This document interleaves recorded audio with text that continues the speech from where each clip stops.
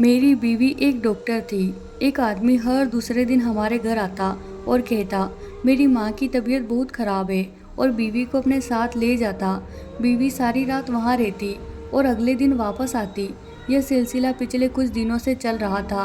पहले तो मैं यह सब सोचकर नज़रअंदाज करता रहा कि यह बीवी का फ़र्ज़ है कि वह मरीज़ का ख्याल करे और उसके पास ही रहे। लेकिन अब यह मेरी बर्दाश्त से बाहर हो गया था, क्योंकि कहीं न कहीं मुझे यह कुछ गलत लग रहा था कि कहीं वह आदमी अपनी बीमारियों के चक्कर में मेरी बीवी को कोई नुकसान न पहुंचा दे। एक दिन मैंने बीवी को कहा कि तुम रात को वहाँ न रुका करो, मुझे अच्छा नहीं लगता। तो वह यह कहकर मुझे खामोश करवा गई थी कि यह मेरा फ़र्ज़ है। और रही बात उस आदमी की, तो तुम फिक्र मत करो। मेरी बीवी का लहजा इतना सख्त था कि मुझे ना चाहते हुए भी खामोश रहना पड़ा। यूं ही इस सिलसिले में आज का दिन भी आ गया था।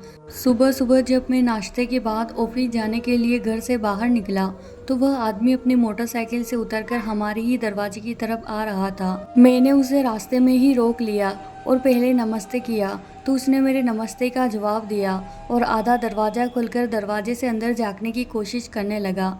मैंने भी गर्दन मोड़ी, दरवाजे की तरफ देखा और फिर दोबारा उसे देखा और पूछा कि अब तुम्हारी माँ की तबीयत कैसी है। तो कहने लगा, सर इसीलिए तो आज दोबारा आया हूँ, उनकी तबीयत संभल नहीं रही है। मैंने अफसोस से होठों को गोल करके हल्की सी आवाज़ निकाली और साथ ही बीवी को आवाज़ दी। अंदर से उसकी आवाज़ आई कि हाँ आ रही हूँ, लेकिन वह आदमी इसरार करने लगा कि मैं खुद जाकर बुलाता हूँ डॉक्टरनी साहिबा को। उस आदमी की बात सुनकर मुझे गुस्सा तो बहुत आया, लेकिन मैंने सब्र से काम लेते हुए दांत पीसकर कहा कि नहीं, आपको ज़रूरत नहीं है। एक जलन जो मेरे अंदर अचानक से जाग उठी थी, जबकि मैं जानता था कि मेरी बीवी की ज़िंदगी में जो जगह मेरी है वह किसी की भी नहीं है। लेकिन फिर भी पता नहीं क्यों मुझे जलन हो रही थी। जब मोटरसाइकिल मेरी नज़रों से गायब हो गई, तो मैंने अपनी मोटरसाइकिल की स्पीड तेज़ की और मोहल्ले से बाहर निकल आया। मोटरसाइकिल चलाते हुए भी मेरी सारी सोच उस आदमी पर अटकी हुई थी, जो अचानक से हमारी ज़िंदगी में बिन बुलाए दाखिल हो गया था।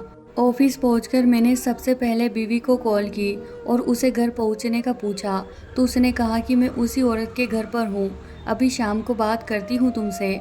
कॉल बंद करके मैंने फ़ोन मेज पर रखा और आंख मलते हुए एक गहरी सांस लेकर काम पर तवज्जो दी, क्योंकि सामने ही बॉस का ऑफिस था। शाम तक मैं बेटा ऑफिस में काम कर रहा था। मुझे इसी सदमे ने सताया था, लेकिन जैसे ही मैं काम से फ्री होकर ऑफिस से बाहर निकला, तो एक बार फिर सोचा और इन्हीं सोचों ने मेरे दिमाग में घेरा बना लिया था। मैंने मोटरसाइकिल स्टार्ट की और स्पीड तेज करके सड़क पर मोटरसाइकिल दौड़ाना शुरू हो गया। मेरी आंखें जल रही थी। सोच सोचकर मेरी रातों की नींद हराम हो चुकी थी। तेज स्पीड से मोटरसाइकिल चलाकर मैं घर पहुंचा और बेल पर हाथ रख दिया, लेकिन किसी ने दरवाज़ा नहीं खोला। मतलब वह अभी तक घर नहीं आई थी। गुस्से से मैं दूसरी चाबी निकालकर ताला खोला और घर के अंदर जाकर बैग टेबल पर रख दिया और किचन में जाकर फ्रिज से पानी की बोतल निकालकर मुंह को लगाकर सारी बोतल ख़त्म कर ली। पानी पीकर मेरा गुस्सा थोड़ा कम हुआ, तो मैंने एक बार फिर से बीवी को कॉल की। पहले ही बेल पर वह फ़ोन उठा चुकी थी। मैं उठते ही सवाल किया, पूछा कि कब तक घर आओगी, तो वो बोली कि सुबह आऊँगी, हालत ख़राब है। इससे पहले मैं उससे कुछ कहता, वो फ़ोन रख चुकी थी। मैंने फ़ोन वहीं मेज़ पर रखा और खुद वहीं पास पड़ी कुर्सी पर बैठ गया। अगर मुझे उस लड़के के घर का पता होता, तो मैं अब तक उसे वहाँ से ले आ चुका होता, लेकिन ऐसा करना भी मुझे सही नहीं लग रहा था, क्योंकि मेरी बीवी डॉक्टर थी। ऐसे उसे किसी भी मरीज के घर से लेकर आता तो यकीनन उसे बहुत बुरा लगता। वैसे भी वह बाकी लड़कियों की तरह नहीं थी। मैं बहुत देर तक वहीं बैठा रहा। मैं सोचते हुए मेज को घूरता रहा। फिर जब भूख का एहसास हुआ, तो मैं उठा और खाना गर्म करके प्लेट में डालकर ले आया। खाने के बाद मैंने सोचा कि अब बीवी तो घर पर नहीं है, तो टीवी देख लूं। लेकिन पहली न्यूज़ सुनकर मेरा दिमाग खराब हो गया था। शहर में रोज रोज होते अजीब वाक़ये ने पूरे शहर को अजीब से खौफ की लपेट में ले लिया था। परेशानी से मैंने एक बार फिर अपनी बीवी को कॉल की, तो अब की बार उसका नंबर बंद जा रहा था। उसी तरह मैंने कई बार उसे कॉल की, लेकिन जवाब नहीं आया। मैंने फ़ोन को मेज़ पर रखा और कुर्सी पर टेक लगाकर बैठ गया। पता नहीं वह आदमी अचानक से कहाँ से आया था। ना ही उसका कोई अता पता था और ना ही इससे पहले कभी उसे देखा था। कहीं मेरी बीवी को कोई नुकसान न पहुंचा दे या फिर कहीं वह मुझसे उसे छीन ना ले। अगर ऐसा हुआ तो मोहल्ले में मेरी क्या इज्जत रह जाएगी। सब सोचेंगे कि मुझसे एक औरत भी नहीं संभाली जाती। नहीं नहीं, मैं उसे कल ही मना करूंगा उस आदमी के साथ जाने के लिए। मैं पूरी रात उसी कुर्सी पर बैठा रहा और वहीं सो गया। पूरी रात गुजारने के बाद सुबह जब दरवाजे पर दस्तक हुई तो मैं दुखती टांगों के साथ उठा और दरवाज़ा खोला। सामने ही बीवी खड़ी थी, लेकिन उसकी तवज्जो गली से जाते शख्स पर थी। मैंने खामोश निगाह उस पर डाली और अंदर आ गया। वह भी दरवाज़ा बंद करके अंदर आ गई। वो बैग मेज पर रखकर कुर्सी पर बैठ गई। तुम अब उस आदमी के साथ उसके घर नहीं जाओगी? मैंने खड़े खड़े उसकी बंद आंखों को देखकर कहा। तो उसने बंद आंखों से ही जवाब दिया कि हमारी उसे ज़रूरत है, पहले ही बात हो चुकी है, उसकी माँ बीमार है। मैं बोल रहा हूँ ना कि तुम नहीं जाओगी। वह अपनी माँ को अस्पताल लेकर आया करेगा। उसके सामने बैठते हुए मैं बोला तो वह अब की बार आंखें खोलकर सीधी होकर बैठ चुकी थी। जूड़े से निकलते बाल उस वक्त मुझे जहर लग रहे थे। तुम चाहते क्या हो? हाँ, मैं यह काम करना छोड़ दूँ और घर में नाकारा होकर बैठ जाऊँ? मेरी डिग्री किसी काम की नहीं रहेगी, यही चाहते हो? मैंने कब कहा कि तुम यह नौकरी छोड़ दो? तुम करो यह काम, लेकिन उस आदमी के घर पर मत जाया करो। मुझे तुम्हारा उसके घर जाना या रुकना बिल्कुल भी पसंद नहीं। मेरी बीवी कहने लगी, तुम मुझ पर शक कर रहे हो? मुझ पर वह शक्ति से बोली तो मैंने चौंक कर उसे देखा। नहीं, मैं तुम पर शक नहीं कर रहा, मैं उस आदमी पर शक कर रहा हूँ और यह मेरा हुक्म है कि तुम अब उस आदमी के साथ नहीं जाओगी। अपनी बात कहता मैं उठा और कमरे की तरफ जाने लगा। अब वो मेरी बात पर जोर से चीखी थी कि तुम मुझ पर हुक्म नहीं चला सकते, समझे? और ना ही कहीं आने जाने से रोक सकते हो। मैं आज़ाद हूँ, समझे तुम? वह इतना चीख कर बोली थी कि मुझे उसके लहजे से बगावत की बू आ रही थी। मैंने हैरत से गर्दन मोड़ी और उसे देखा और सर हिलाकर ऑफिस के लिए तैयार होने के लिए कमरे में आ गया। तैयार होकर मैं बिना नाश्ता के घर से बाहर निकल गया। मुझे लगा कि वह मुझे रोकेगी और नाश्ते का पूछेगी, लेकिन ऐसा नहीं हुआ। वह बदल गई थी। कुछ ही हफ्तों में हमारे बीच एक अलग सा रिश्ता बन चुका था। मैंने गुस्से से मोटरसाइकिल स्टार्ट की और दफ्तर आ गया, लेकिन गुस्सा और भूख की वजह से मैं काम पर तवज्जो नहीं दे रहा था। ऑफिस से छुट्टी लेकर मैं बाहर निकला और ऑफिस से दूर एक ढाबे पर नाश्ता करने आ गया। नाश्ते के बाद मैं वहीं बैठ गया और सुबह होने वाले झगड़े पर गौर करने लगा। क्या बीवी का उस आदमी को जाते देखना, उसका उस आदमी के घर जाने के लिए मुझसे झगड़ना, मैं ये सब बातें सोच रहा था। और बगावत की बू का आना, यह सब एक ही दिन में नहीं हुआ था।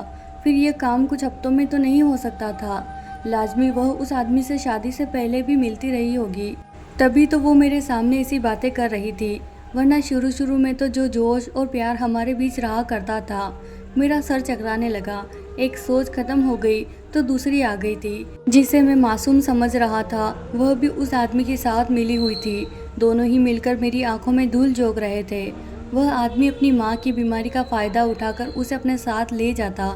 खुदा जाने दोनों के दरमियान कैसा ताल्लुक है कि जो वह इतना उछल रही है। उसके घर जाने के लिए उन दोनों को एक साथ देख कर के ही मेरे बदन में आग लग गई थी, जिसकी वजह से मेरा दिल जल रहा था। मेरे दिल में इतनी नफरत पैदा हो चुकी थी कि बीवी का दिमाग में आते ही मुंह से अजीब से लफ्ज निकल जाते थे।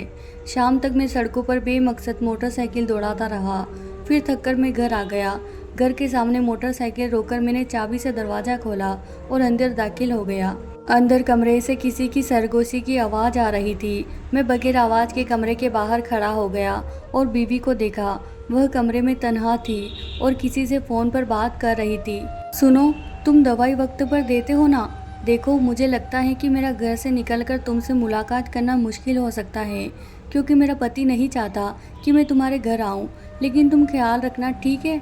अगर हालात ज़्यादा ख़राब हुए तो हमें अपना आखिरी कदम उठाना होगा। नहीं, मुझे उसकी फ़िक्र नहीं। यह वह अल्फाज थे जो बीवी फ़ोन पर किसी से बात कर रही थी। मैं दरवाजे के पास से हटके किचन में आ गया और जानबूझकर बर्तनों की आवाज़ की और ज़ोर से एक गिलास उठाकर मैंने स्लैब पर पटक दिया और फ्रिज से पानी की बोतल निकालकर ज़ोर से स्लैब पर रखी। बर्तनों की आवाज़ सुनकर वह कमरे से खड़ी खड़ी बोली कि कौन है? उसकी आवाज़ में खौफ झलक रहा था। मैंने कोई भी जवाब दिए बगैर बोतल का ढक्कन खोला और गिलास में पानी डाला। अब की बार मुझे कदमों की आवाज़ें किचन की तरफ से आती महसूस हुई थी। जैसे ही वह किचन में आई, तो मैं गिलास से नज़र उठाकर उसे देखा। उसका रंग उड़ चुका था, जबकि उसने हाथ में गुलदस्ता पकड़ा हुआ था। मैं भी चौंक गया था। वह अभी तक खड़ी खड़ी निगाहों से मुझे देख रही थी। मैंने गिलास खाली करके स्लैब पर रखा तो उसने होश की दुनिया में कदम रखा और गुस्से में बोली कि तुम बेल नहीं दे सकते थे। मैं कितना डर गई थी। मैंने उसे खामोश नज़रों से देखा और चलता चलता बाहर आया और गुलदस्ता उसके हाथ से लेकर बोला कि तुम ऐसा क्या कर रही थी कि तुम इतना डर गई थी, और इस गुलदस्ते से कत्ल करने का भी इरादा था क्या? कत्ल के लफ्ज पर तो जैसे वह मरने वाली हो गई थी। उसका रंग उड़ गया था। उड़ते रंग के साथ बोली कि मैं क्यों करूँगी किसी का कत्ल? तुम इल्ज़ाम मत लगाओ मुझ पर, मैंने कुछ नहीं किया और यह गुलदस्ता मैंने सिर्फ अपनी हिफाजत के लिए पकड़ा हुआ था। मैं डर गई थी। मैंने उसकी इतनी लंबी चौड़ी बात सुनकर अपने कंधे उचक दिए और गुलदस्ता जाकर उसकी जगह पर रखकर मैं कपड़े बदलने आ गया था। अब मुझे उससे कोई फर्क नहीं पड़ता था कि उसके साथ क्या हो रहा है, कि वह खुद क्या करती फिर रही है। बस अब मुझे किसी चीज़ से फ़र्क था तो यह कि वह मुझे धोखा देने की किस हद तक जा सकती है। कमरे की छत पर घूरते हुए मैंने बीवी की फ़ोन पर सुनने वाली बातों पर गौर करना चाहा तो मुझे कुछ समझ नहीं आ रहा था। वह किससे बात कर रही थी और उसका आखिरी काम क्या था? कहीं वह भागने का इरादा तो नहीं कर रही थी? मैं क्या करूँगा अगर वह किसी के साथ भाग गई तो? मैं कहीं मुंह दिखाने के काबिल नहीं रहूँगा। मेरी मोहल्ले में क्या इज्जत रह जाएगी? नहीं, मुझे जल्दी कुछ करना होगा।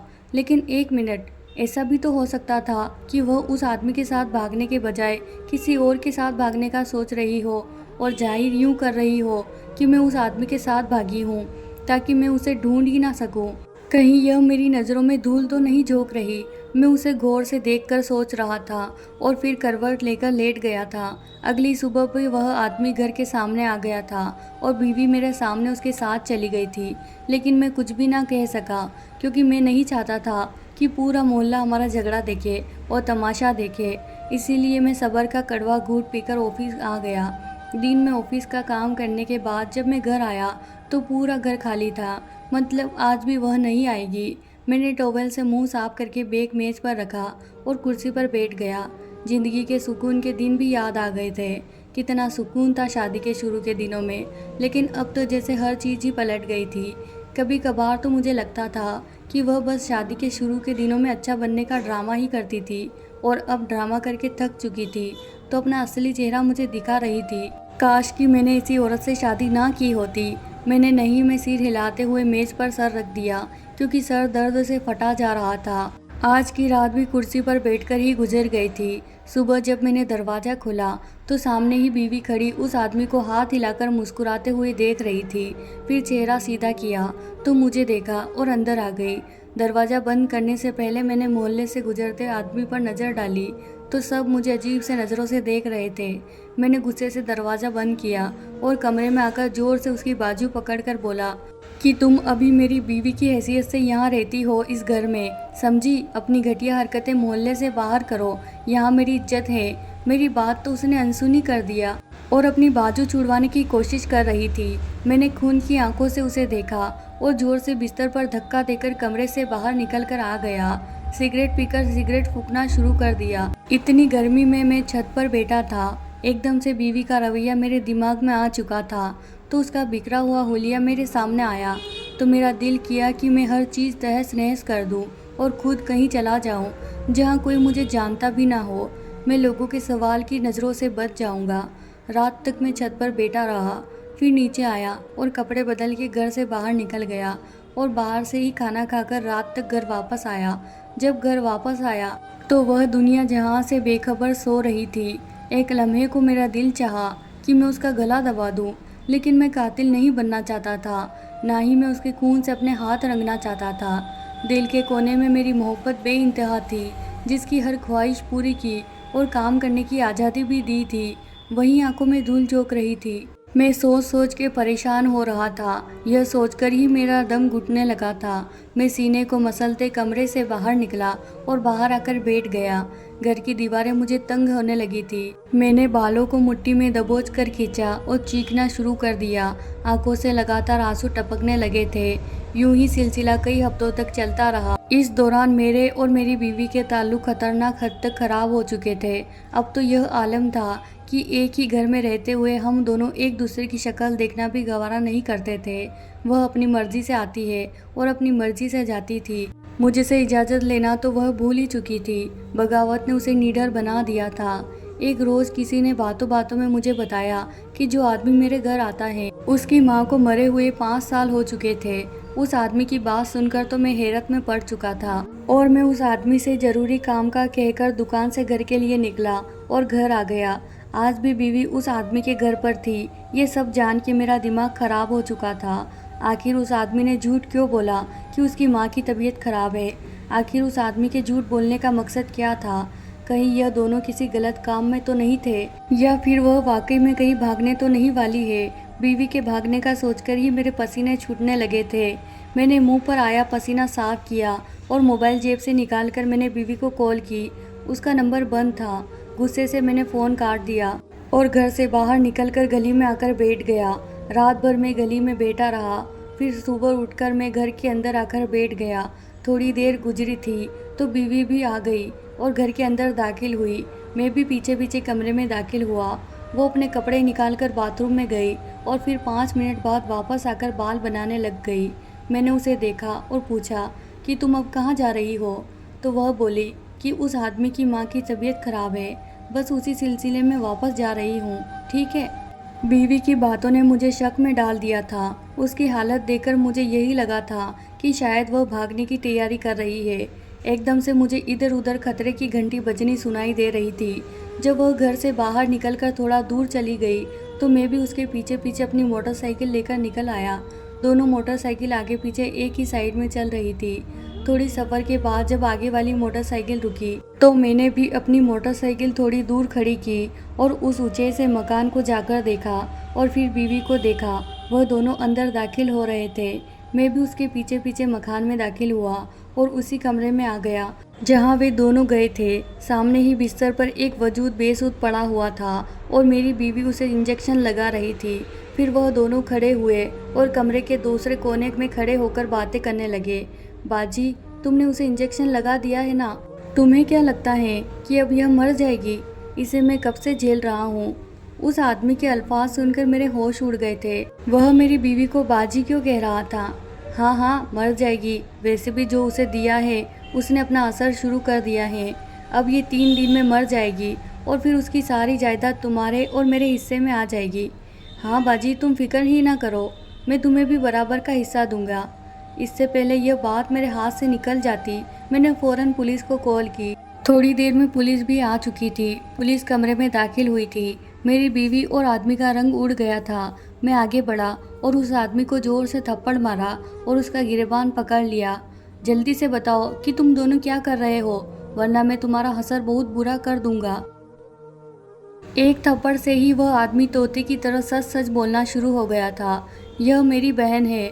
मुझे कुछ साल पहले घर वालों ने मेरे लालची रवैये की वजह से घर से निकाल दिया था और आपकी शादी पर किसी ने मेरा जिक्र तक नहीं किया क्योंकि मैं उनके लिए इतना अहम नहीं था। घर से निकलने के बाद मैंने उस लड़की को अपनी मोहब्बत के झूठे जाल में फंसाया। क्योंकि मैं नौकरी नहीं करता था, इसीलिए खाने के लाले पड़ गए थे। तब मैंने उससे शादी की। एक रोज़ मैं आपको और बाजी को बाजार में देखा था।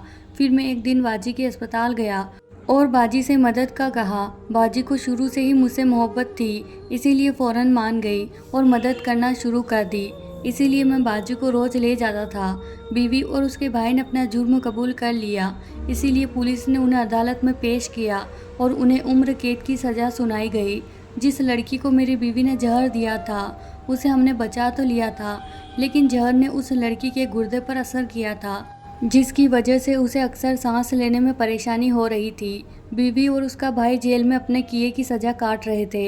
एक वह लड़की जिसने मोहब्बत की इतनी बड़ी सज़ा पाई और अपने वजूद के एक अहम हिस्से को खो दिया था, और एक मैं जिसने अपनी बीवी से धोखा खाया था। लेकिन वक्त का काम है गुजर जाना। कभी कभार यह वक्त भी जख्मों के साथ गुजर जाता है। नॉर्मल होने के बाद मैंने 1 साल के बाद शादी कर ली थी। अब मैं अपनी ज़िंदगी में बहुत खुश हूँ। मेरी बीवी फर्माबरदार है, नेक है, खासतौर पर बच्चों की तरबियत पर बहुत तवज्जो देती है, इसलिए बच्चों को लेकर मैं भी बहुत बेफिक्र रहता हूँ। लेकिन कहीं ना कहीं मैं इस वाक्य से यह ज़रूर सीखा हूँ कि लालच का अंजाम बहुत बुरा होता है। क्या मैंने पुलिस को बुलाकर ठीक किया था, या मुझे बीवी और उसके भाई को उनकी गलती सुधारने का एक मौका देना चाहिए था? बीवी के घर वालों ने जिस तरह से अपने बेटे को घर से निकाल दिया था, क्या वह ठीक था? उनको प्यार से उसे समझाना चाहिए था। क्या लालच इंसान को इतना अंधा कर देता है कि इंसान अच्छे और बुरे की तमीज़ भूल जाता है? तो प्यारे दोस्तों, ये थी हमारी आज की कहानी। अगर आपको कहानी पसंद आई है तो इसे लाइक कीजिए, शेयर कीजिए, कमेंट कीजिए और हाँ, चैनल को सब्सक्राइब करना बिल्कुल ना भूलें। मिलते हैं एक नई कहानी के साथ, तब तक के लिए धन्यवाद भाइयों बहनों।